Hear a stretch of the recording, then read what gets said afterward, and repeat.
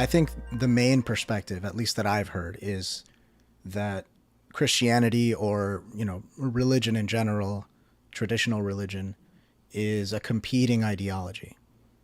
It competes with what we call wokeism, quote unquote, and they can't quite coexist because they have different paradigms, they have different tenets, they have different ways that you must work, and so they're at odds with each other, and so that's why you get a lot of people who are self-described anti-woke are also just happen to be religious.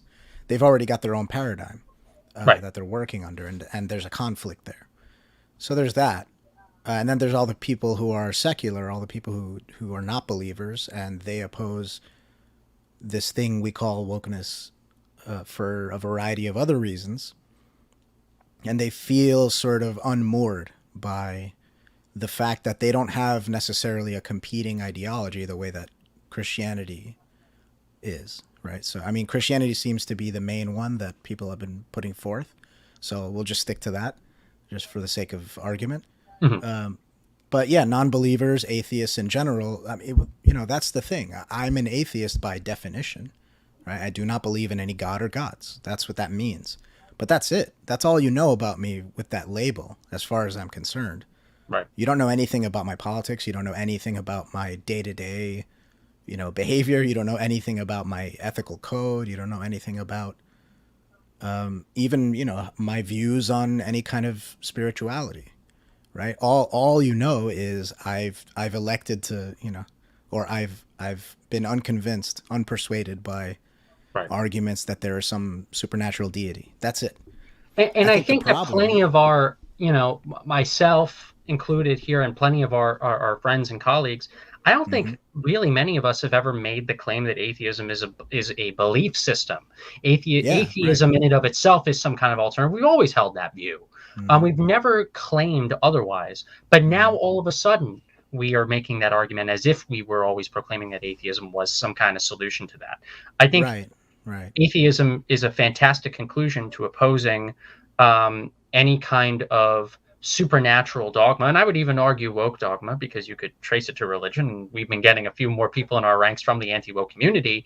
mm-hmm, But we've always held the argument that we have to be in favor for something, that we have to find something to fill the void. right. It's just really disturbing to see that the conclusion that some of our friends have gone to. And Well, the point is that atheism itself, or secularism itself, or even reason itself, is not a substitute for right, those things, right? Those things are tools that people can use to assess things and determine things, but it's not a code that someone can necessarily live by. It's not going to give your life meaning and purpose. It's not going to necessarily give you community. I mean, right, atheists tried that, right? And it immediately devolved into a bunch of different factions because that's just what people do. right. Well, So we didn't have the proper safeguards in. That's why it was us letting the Trojan horse in, and people well, not caring about the mess that remained.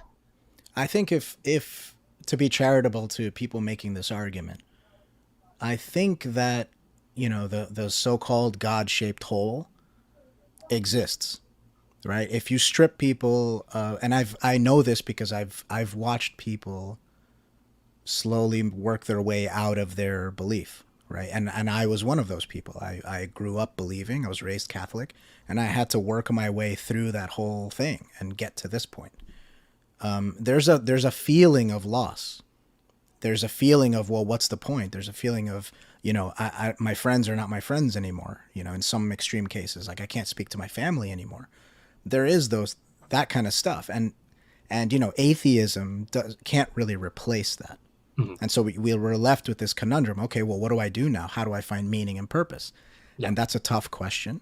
And religions have traditionally monopolized on answering that question.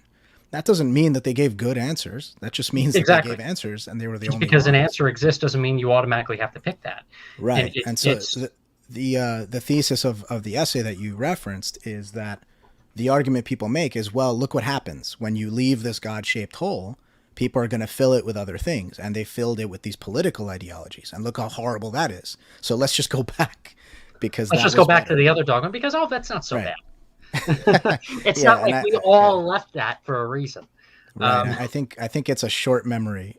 Anybody arguing, because I certainly am old enough to remember how terrifying and upsetting the religious right was, Yeah. how censorial they were, and how extreme they were, and how horrible and backward the beliefs were, and Hmm. the fervor with which they wanted to impose those beliefs on people. I remember that. That's my recent memory. I'm not that old, but I'm old enough to remember that, Same right? here. So there's a short memory going on here apparently. You know, rose-colored glasses. I also, one of the analogies that I use in the piece is, you're single and you're sitting at home and it's Friday and it sucks and you've got nothing to do and all you can do is think about, oh man, well, maybe it wasn't really that bad when I was with my ex. Yeah. And you're kind of just looking back at your ex with rose-colored glasses, but there's a reason you broke up, Yeah. and it was a good reason. I like that analogy a lot. Yeah.